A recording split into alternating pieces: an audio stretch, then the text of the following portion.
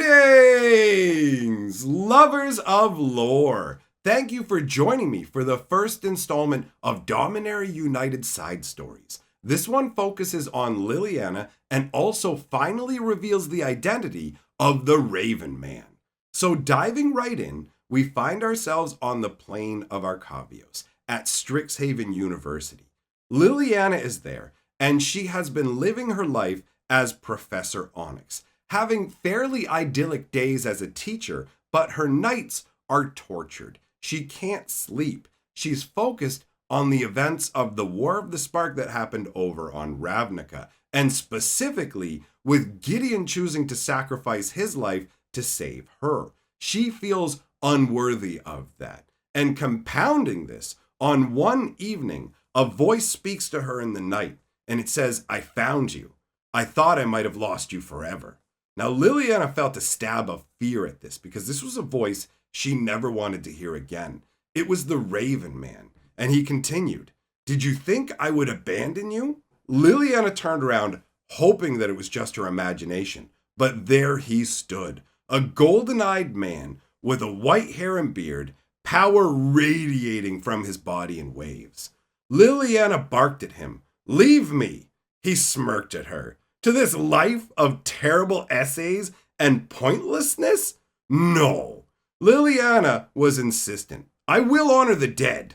But the Raven Man came right back and said, "By living this corpse life, I think not." And then he bursts into ravens. That's so cool. And the flock of ravens heads out the window, but one of them on the way knocks the teacup down onto the floor and it smashes. Now, as it smashes, that's when Liliana wakes up and realizes that this is a nightmare. She breathes a sigh of relief, realizing the Raven Man isn't there, and realizes she just wants to make a nice cup of tea. So she hops out of bed, but when she steps down, there's a broken cup under her feet, and she can feel that the tea is still warm. And this sort of thing happens to her for months with increasing intensity. So she ends up more and more sleep deprived, and she's searching Strixhaven's biblioplex for answers, while the Raven Man actually appears one day and says to her, "You're going to have to look farther back to find information about me."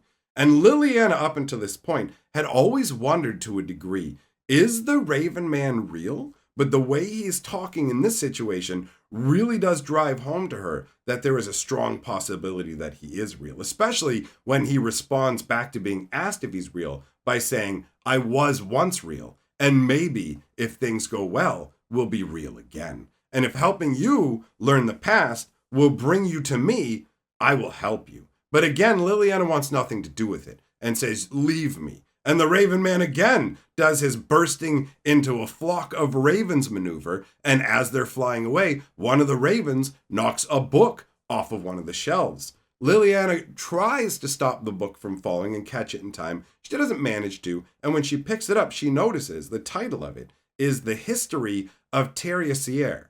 So she took the book, she sat down and started reading. She read for hours. Ultimately, she found a name, the name of the Raven Man, but her mind danced around it. She didn't want to come too close and say it even inside her own thoughts to give him any power. He was definitely real. He was the one who had molded her into a villain, and if he was real, that meant she could destroy him. So she planeswalked to her ancestral Vess family estate. It was in ruins, and when she arrived, the voice of the Raven Man whispered into her mind, "Come home to me." So Liliana headed into the graveyard and wandered to the middle where there was a gigantic Dominarian oak and settled down underneath it and instantly fell asleep. In her dream, her home was fully restored, glowing, golden, and brilliant. But the Raven Man was there too, and he swallowed all of the light around him. Liliana looked at him. "Tell me what you want, Lim Duel." She was trying to provoke a reaction. He just laughed. "It's been so long since I've heard my name said. You know that I can't be destroyed. I called you here to save Dominaria from them. They've already cost me 2 lives just dabbling with them." Liliana gave him a look. "I'm to be your weapon? Dominaria's weapon. Save me? Save them, save yourself. Suddenly, the Raven Man's eyes went wide. Save yourself! Liliana awoke with a jolt and looked around quickly for danger. Everything looked normal, but she could feel some sense of wrongness. She extended her senses down into the land of the graveyard, something she was very familiar with. And deep within it, she found tendrils of the wrongness. Liliana retracted her magic and headed off in search of the source of the wrongness. It led her into one of the remnants of a forest of her homeland. She felt a kind of taint that she was unfamiliar with. This wasn't decay, this wasn't rot, this was something else. Liliana continued until she was so close to the wrongness that she could literally scent it in the air. At that point, she started to gather her mana, and not a moment too soon, as a pale, bald core woman with oil weeping from her eyes stepped forth. Your life is forfeit.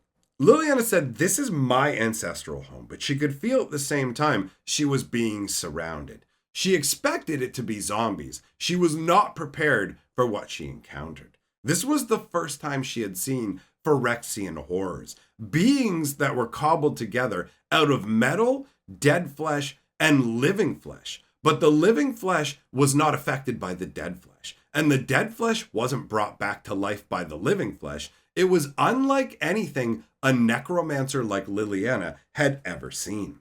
For the moment, the Phyrexians weren't attacking her, so Liliana decided to try and get some information. What are you doing in my homeland? We are seeking out a spirit. You are connected to it in some way. It brought you here, and it's connected to an object that's buried deep within these lands. We are here to find it.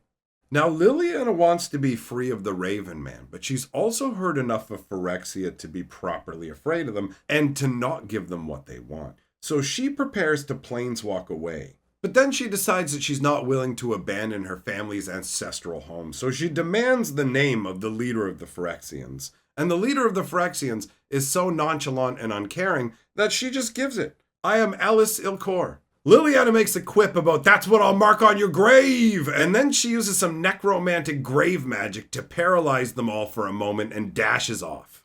As she dashes off, the Phyrexians start to give chase, and Liliana sends out waves of necromantic magic to reanimate all the dead animals that happen to be in the surrounding woodlands. So dogs, snakes, rats, really basic constructs that will only hold together for as long as she's concentrating. But they're enough to somewhat slow the Phyrexians, who are bemusedly just batting them aside and destroying them. But ultimately, what happens is Ellis reappraises Liliana and realizes that she would be quite the asset to acquire for Sheoldred. So instead, she tells her Phyrexian minions, capture her.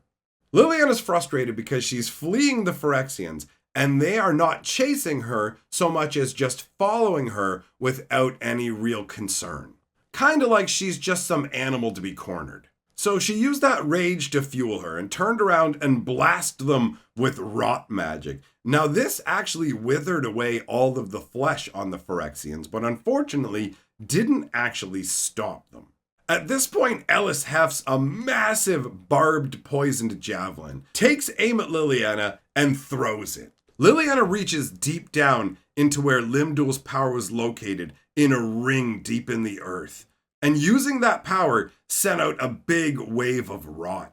Now the rot chewed up all the wood that was on the javelin, but there was enough metal that it didn't stop the javelin, it just made it go wide. So instead of where it was supposed to hit, it jammed into Liliana's shoulder. So she reaches over and yanks the javelin out, and when she does, pure blackness flows out of the wound because she's drawn so much mana out through that ring now. So the black magic is flowing out of her in this intense wave of pure darkness. And it subsumes the Phyrexians, and even the metal parts of them start to decay as Liliana's tattoos glow this bright gold, and the Phyrexians collapse. The only one not affected by this is Ellis, who is out of reach, who looks genuinely unimpressed as her Phyrexian troops fell. But then a moment later, when they start to jerkily rise with pits of blackness in their eyes, and Liliana's tattoos are blazing gold like the sun, Ellis has a reappraisal situation where she yells, "This is an abomination! You belong to Phyrexia!" And Liliana underneath knew that was true because she could feel that even though she had overwhelmed them with her magic, that as soon as that magic relented, those Phyrexians would return to their innate nature and return to Phyrexia. So Liliana didn't let Ellis know that, and Ellis, essentially full of fear, turns and runs off. Now at this point, Liliana wants to draw Limdul's ring of power up to herself, but she doesn't have enough magical power to do so and maintain control over the Phyrexians at the same time. So instead, she uses the little bit of power she has left to push the ring even deeper, basically commanding the dead in the earth to push it further and further down out of the reach of the Phyrexians so she can return at a later time. Once that's accomplished, she releases the magic that is holding the Phyrexians and quickly planeswalks away back to Arcavios. Off in the shadows, Limdul is smiling to himself because once again, Liliana is his creature. She protected him. She's still his. She would come to him.